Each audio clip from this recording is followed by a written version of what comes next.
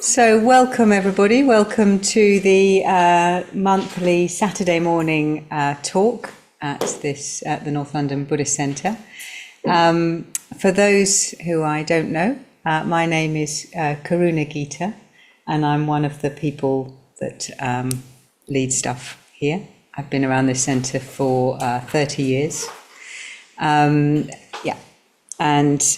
I have been asked today, I was asked by Ratnaprabha, many thanks for inviting me, to talk about a figure from Buddhism that inspired me and particularly encouraged to have the focus on a female figure, which I wanted to do anyway.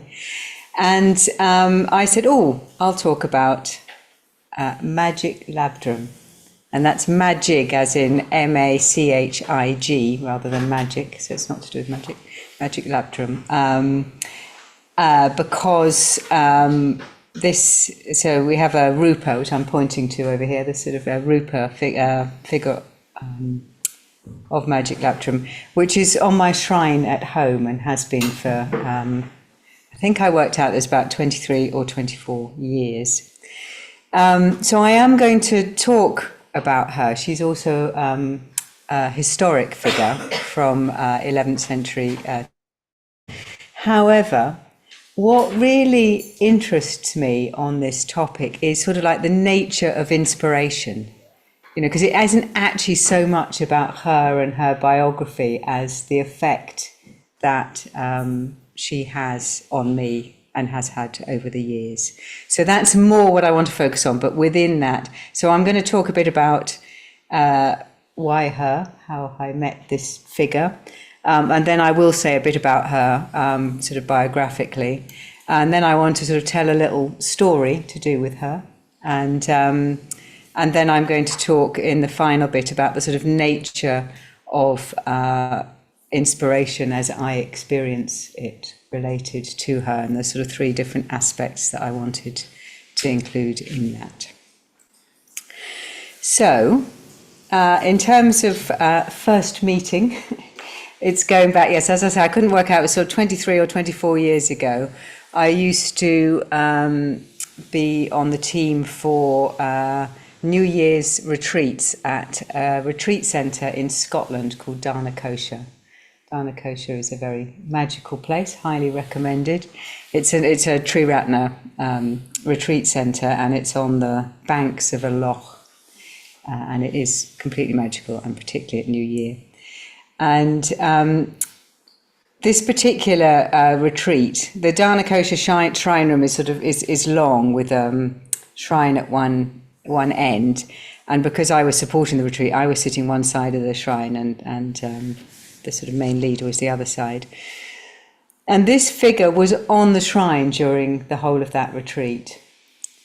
And it was really strange because I noticed, probably, I can't remember when, but probably a few days in, that I was feeling quite influenced by her. And the main influence that I remember was that it was like a sense of empowerment, a sort of finding my voice. There was sort of quite a lot going on in my life at the time, and I was sort of struggling with, and it was like yeah, sort of sense, this sort of sense of empowerment, confidence in life in general, not particularly in terms of spiritual practice. And it was weird to me because at the time I wasn't, like the whole sort of devotional aspect of Buddhism, the whole relating to figures from the Buddhist tradition was something that came much later in terms of my spiritual life and development. So it wasn't live at the time. This was quite an unusual experience for me to have. And I noticed, it was only a week-long retreat, but I noticed that coming towards the end of the retreat, and in fact I can feel the emotion of it now, it's weird, I didn't want to leave her. That's how it felt. It's a statue of, a figure historically from 11th century Tibet. I found out actually that she'd just been put on there from the little shop they had at the retreat centre, and the rupa was actually for sale. So, and I had no idea through the whole of that retreat who she was, who she represented, and I didn't even think to ask. But then, anyway, I looked at the price tag and thought, no way, I can't possibly afford that. And then I bought her anyway, and took her home. And as I say, she's been on my shrine ever since. But also, I said, I asked someone, who is she? Who does she represent? And it's this figure, Machig Labdrön, who I'd never heard of. So I read up about her. So I'm going to about who she is in that sense. But just to sort of preface that, and actually, I liked and still like, in fact, I had to read up about her again to give this talk because that was quite a long time ago and I was hazy on some of the details. But I liked what I read. It's just like that resonated as well. But that's not the nature of why she's here or why I'm here talking about her particularly. But sort of in terms of biographically, historically as a figure, she was born in sort of around it was 1055 in Tibet, and there's quite a lot of sort of auspicious signs and mythology and stories around her conception, her birth, for example. And her mother, in fact, was older, had already had children, but a noble woman married to a noble man. And, for example, one of the stories is that I think while she was pregnant or somewhere around that, of dakini. So dakini, she is appearing here in the figure of what's called a dakini, which is a sky dancer, is how it translates. And I'll say a bit about why in this bit as well. But, these dakinis appeared to her mother and sort of pulled out her ignorant heart. And this was something although it sounds like a very violent thing, she experienced with peace and calm, and then replaced her heart with a white conch shell, which, so there's quite a lot of sort of myth and stories around her. But also, apparently she was born with 3 eyes. She had a third eye, an eye of wisdom, which then sort of seemed to morph into being more a sort of symbol, a wisdom symbol. And at the age of 3 was chanting mantras, and by 5 she could read. And one of the things that really marked her early on, and she obviously sort of attracted quite a lot of attention because she was quite a very unusual and clearly very spiritual child. But one of the things that marked her out is that she started reading sutras, reading Buddhist texts. And she's particularly associated with a text called the Prajna Paramita Sutras. Prajna means wisdom, seeing, reality. Paramita is development of, so they're perfection of. So they're the perfection of wisdom teachings and sutras. And in those days, it was considered to be auspicious and give you merit to listen to these sutras. So people would pay people to read them. And the more you listened, the more you heard them, the better the merit. So the quicker someone could read, the better.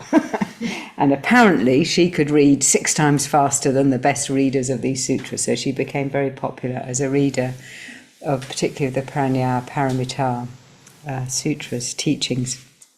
But and then I can't remember, but when she was still 10 or early teens or something, a Buddhist teacher came along sort of saying, well, do you understand what you're saying?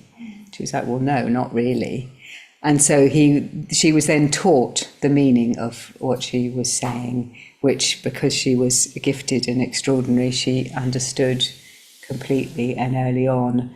And she lived in monasteries. She received lots of initiation. She was taught, and there's in very extensively. The other thing that I found interesting in her biography, as from a sort of perspective, I'm a mother. She had, having been, sort of a nun at the age of 25, which she'd already been in sort of monasteries and teaching and being taught a lot by then. she married an Indian yogi, an Indian Buddhist practitioner, and they had 3 children. And apparently it was deemed auspicious that they should marry and that they should start a lineage in this way, and they did. But one of the things I found interesting is that when the children were, I think, between 5 and 10 years of age, she left them with their father. Apparently she got tired of samsara, of that sort of ordinary, that existence, and went off again to immerse herself in wisdom teachings, initiations, and teaching people. And but then after about 7 or 8 years, she returned to them and took them all the way to enlightenment as well, and they became her followers. So I quite like that as a model of motherhood. It's not one I would expound in this day and age, and not one I did, but it's an interesting one, and particularly because she is a woman. She's a female figure at a time where that was not, it was a much harder to be a woman than it was to be a man in Tibet at the time, and particularly being recognised as an eminent Buddhist teacher. And in fact, another thing that was quite common at the time is that people would debate within Buddhism, and she was often invited to be part of these debates, and she would win hands down. I mean, I find it, in fact, I have enacted some of these Buddhist debates once on a retreat. It's an interesting process, because it's an interesting concept that you would win and beat each other by debating Buddhism. But anyway, she was clearly, she always sort of came out on top on that, and she was massively respected, and she lived into her 90s, which was quite extraordinary as well, I think, in that time. And one other thing to sort of say about her as well biographically is that she developed a teaching which is called the chöd practice, which I'm going to say a bit more about when I talk about the sort of sources of inspiration.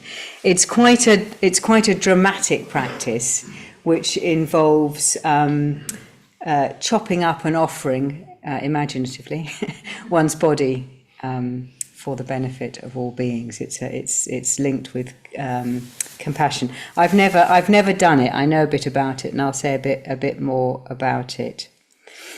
But also, so the reason that she is represented in this form, which is as a dakini, and the bit behind is intended to be flames, is that when she died, she passed into being a dakini. So she's also a dakini figure from a sort of Buddhist tradition.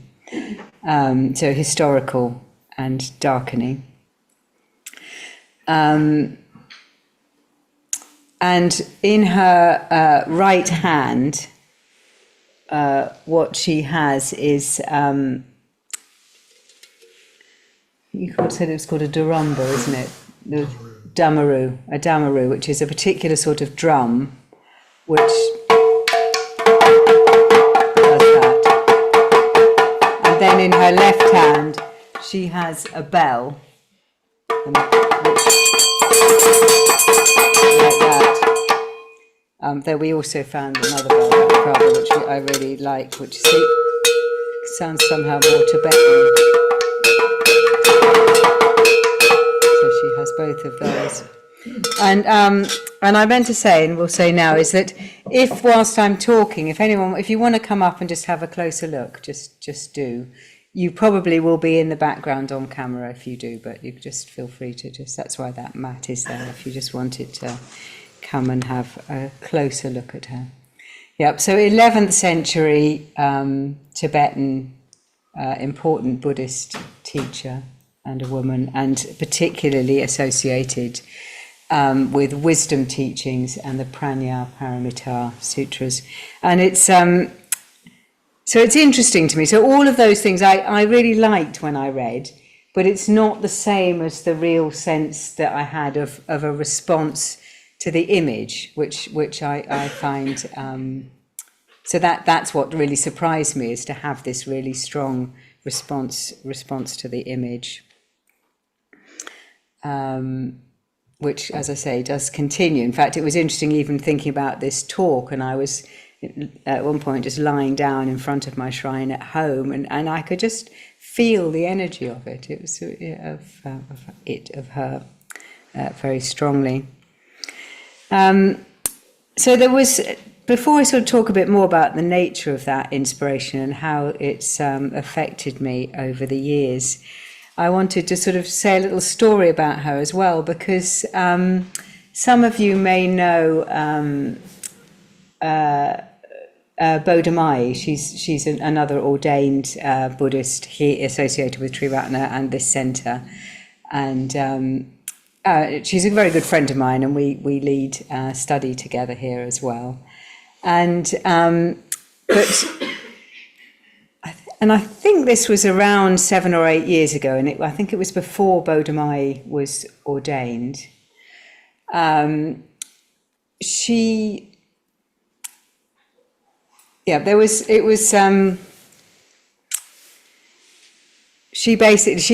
an experience. Basically, her sister, I mean, she's quite a bit younger than me, but her younger sister was diagnosed with terminal cancer, and so that was obviously, and had 2 small children, married with 2 small children. So that was a really sort of strong thing to be happening in her life. And I remember when I went round to her flat at one point, I think soon after this diagnosis.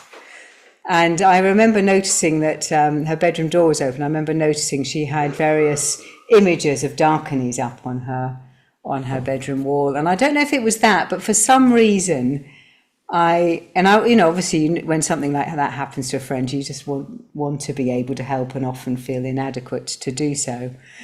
But for some reason, I don't know why it occurred to me, I was just like, would you like Machig Labdrön to come and live with you during this time?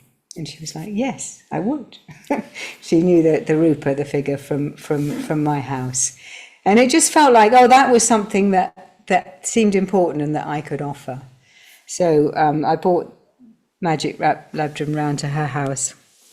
And it was just for an unspecified amount of time, for the time that she was needed to be there. And she was on Bodhi Mai's shrine during that time. And her sister actually lived a lot longer than was expected. She lived, I think, for about 2 years from diagnosis, and then died. And in fact, it was interesting because Bodhi Mai and I were talking about this week, because I was saying, I'm going to be giving a talk on Machig Labdrön, and we were recalling the time that she spent at Bodhi Mai's flat. And Bodhi Mai said it was quite extraordinary for her, because she'd had a very strong experience being introduced to dakini figures years before, and then she'd had this voice that had come up that said, next time you meet the dakini, you will have the strongest teaching of your life. And then she met the dakini figures again in study, Buddhist study in this centre. And 2 days later, that was when she got the news of her sister's terminal diagnosis.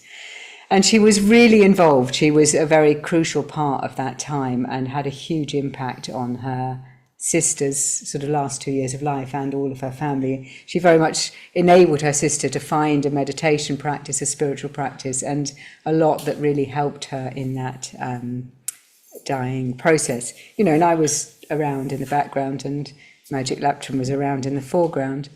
And the other thing that she was saying is that we were reminiscing about sort of, because, how did it happen? And then it was really clear to Bodhi Mai immediately after her sister's funeral that actually it was time for Machig Labdrön to leave. So she gave her back to me, and she came back onto my shrine. But it's really weird, as I say, it's not been a big part of my practice to have this sense of the sort of mystery of or the devotion or the mystery of figures. So it's been really surprising to me that I had that intuitive response of, this is how I can help, and to have that effect. But I feel very sort of moved by that. So the final thing I wanted to talk about, which is in three parts, is really the sort of the nature of the inspiration that I have from this figure. And I wanted to talk about that because actually I think in some ways it doesn't matter who it is. You know, that's why I'm saying I actually do feel I have a response to her biography, I have a response to who she was historically. But actually that's not the main point for me. There's an inspiration that has quite a sort of it's quite mysterious. It's something I don't really understand. And actually, it's been very important to me in my spiritual practice over the years to open to that mystery.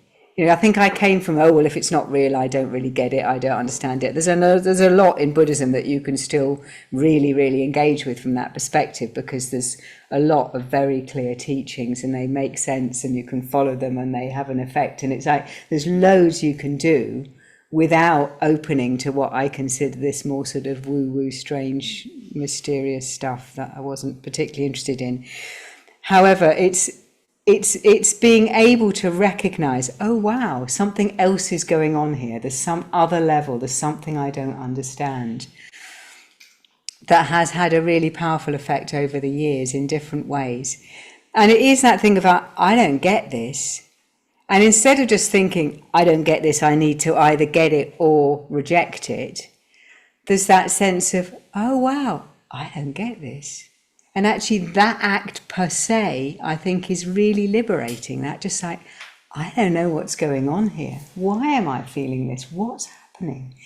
Is there something in that experientially that's just like, wow, you know, it's relaxing and opening, because in so many walks of life, you know, we are taught that we need to know, we need to get it, we need to understand, we need to be on top of it, we need to know what to do, and it can be a bit embarrassing not to know.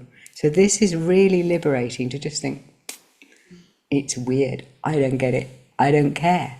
I don't, you know, in that sense, I really, you know, I don't care that I don't get it. It's an opening, positive thing. And so there's three things I wanted to talk about that have come through from this sort of inspiration connection, which, as I say, particularly are around her for me, but they could be almost anyone, and certainly for anyone. Or it could be lots of different figures or lots of different sources.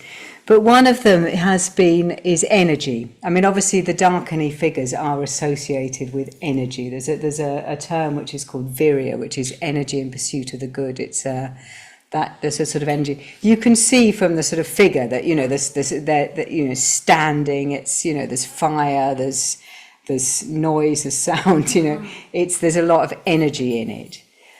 And I think one of the real dangers in the spiritual life can be complacency, or certainly that's been my experience, is that complacency is that at some point, you know, there's quite a lot of personal development that happens with spiritual development, and at some point, I remember, well, at different times, getting to a stage where it's like, oh, actually, I've sort of got this sussed, really. You know, in most walks of life, I could respond with a certain level of perspective or calm or wisdom or kindness. And I did find children were very good for that. They could reach parts that other people couldn't reach in that sense. But it was, you know, and then you know, complacency can kick in. It's like, oh yeah, I've got this. You know, I meditate in the mornings. I'm reasonably okay, function quite well.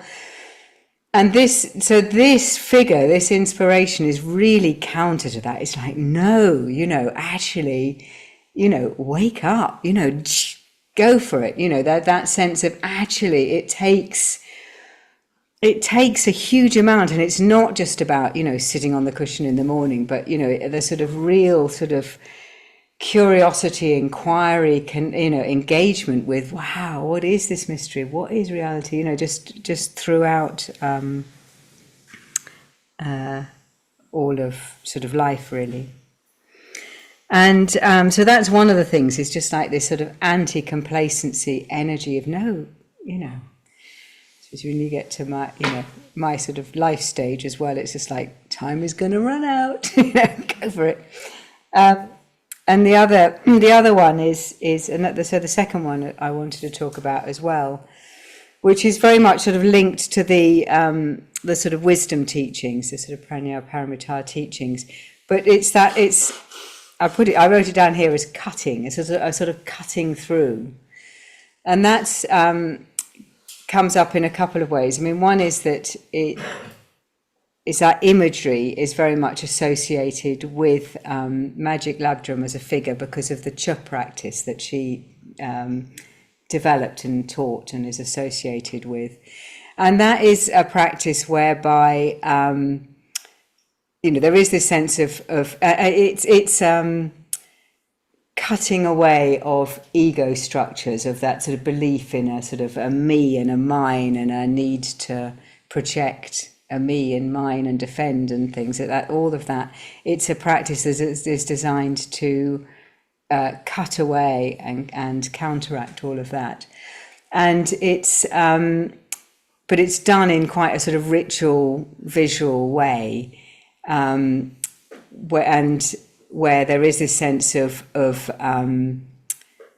literally sort of, well, I think there's initially cutting off the head, and that the skull becomes a skull cup, and then with a sort of curved knife, that's a very ritual implement, it's a chopping up of the body and putting it in the skull, which obviously has to get bigger imaginatively in order to do this.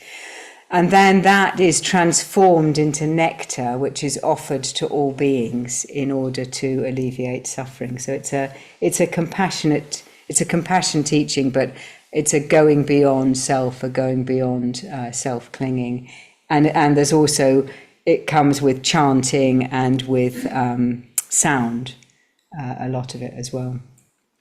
And it's also associated with going into cremation grounds, sort of burial grounds, and scary places.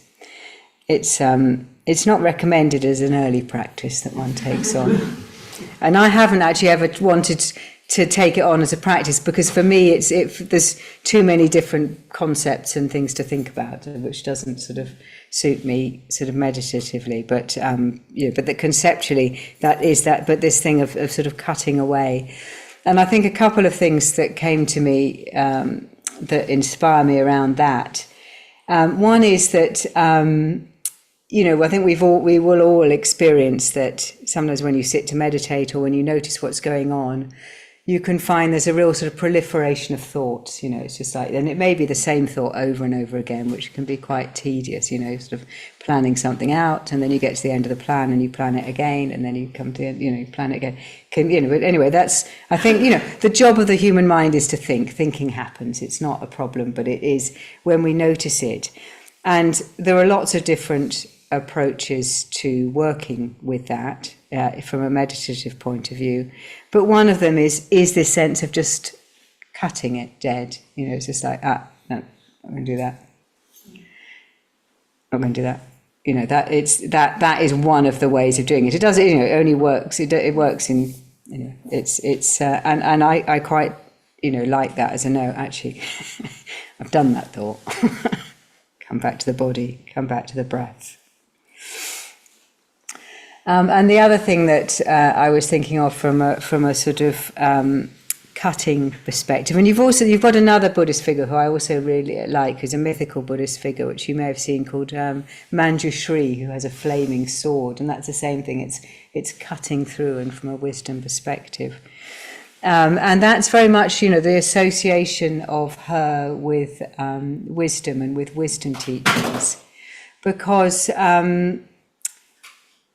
you may find that, when you're sort of meditating, and particularly if you have the opportunity to go on retreat, you can build up quite a level of calm and positivity and well-being, that sort of sense, a sort of shamatha in practice. And that's really positive. It's a really good basis for all sorts of aspects, for things. And it's a temporary state. If you go on retreat and you think, yeah, wow, I've come back, I'm feeling so good, so calm, so this, And then it can be a bit shocking when a few days later or a few weeks later or sometimes even a few hours later, something happens and it completely destroys that sense of calm. And you think, hang on, what have I been doing? It doesn't mean it's all gone. It's still incredibly valuable. But it's not like that sort of sense of calm and well-being is a permanent state. It's like it's subject to change like everything. Everything is impermanent, everything changes, and so does that. So the way, but what Buddhism, effectively says on the tin is that it's a means to end suffering. But the way it does that is through the wisdom aspect of Buddhism. It's about really being able to see and experience directly the truth of what the Prajnaparamita Sutras and the other bits of Buddhism are pointing to, which is that everything is a flow. There is no, this sort of entity that's me that needs to defend itself, project itself, and that once that's seen quite clearly and aligned with, and you can then see that for everyone else, for everything else, that's where you can start to experience and many of you may already, that actually things just don't stick in the same way. There's just not that same level of stickiness and clinging and hating and, oh, I've got to do that, so everything just, it in a way slides off more easily as that develops. So there's also that aspect, which is just this real sort of, in a way, it's like an impatience with all of that suffering, with all of that cause of something. It's like, no, chop it up. That sort of image, that's also another aspect of the inspiration that for me comes with her as a figure. And finally, sort of through that, which I suppose is very much linked to that, is freedom. That's ultimately what she's connected with, is freedom. And that is very much the energy and the stance of the dakini, the sort of the sky dancers. The is the association is just a completely free movement. Many of them are sort of naked, and some are adorned, some aren't. But there's just this sense of real freedom and openness, and and in that sense of freedom from suffering, freedom from clinging, that sense of going beyond it, very much from this sort of wisdom sense. And I think that, more than anything as a word, that's that really sort of inspires me, especially these days, is freedom. Even just sort of dropping the word in, it's like, actually, yeah.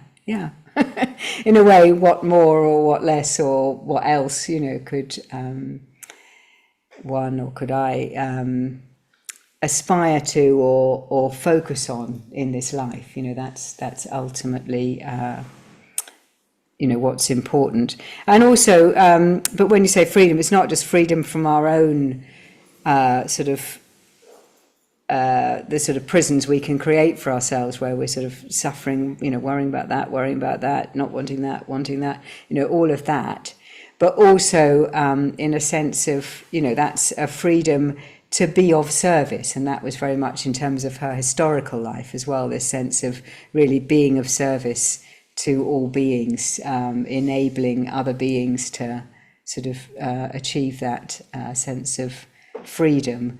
Because actually when we stop being, or see through all the different sort of things that we're worried about in our lives, that also liberates us to be much more useful, because there's not, it's much easier to respond intuitively, directly, kindly, compassionately to whatever arises, because it's not like sort of particularly pressing buttons or triggering us or this or that, but then we're not competing and all of those things. There's that sort of freedom, not just to experience freedom, but also to be of service in the world. So I think that's all I wanted to say, was to sort of introduce, meeting Machig Labdrön was a figure in Danakosha in Scotland on the banks of a loch. And, a bit about who she was historically in 11th century Tibet, a very important Buddhist nun and teacher. And, her sort of leaving me to spend time with Bodhimai and support her for those couple of years. And now, very much how I experience the effect of the inspiration of this particular Rupa and figure, but also just to encourage you to have a sense, if it is an aspect of Buddhism where you think that's not for me. I mean, I was brought up Catholic as well, and so when I first encountered shrines like this and people bowing to them, I had a huge reaction. It's just like bowing to graven images. That's the way you sort of say it in Catholicism, and it's a no-no. And, so it's been quite a journey to then get to the stage of thinking, oh, wow, and it's an experiential thing. It's like I can experience directly that the effect of opening to that sort of sense of mystery or that dimension of Buddhism has a positive effect. So that's all that really matters. It doesn't matter what it is that's going on, in a way, or to me.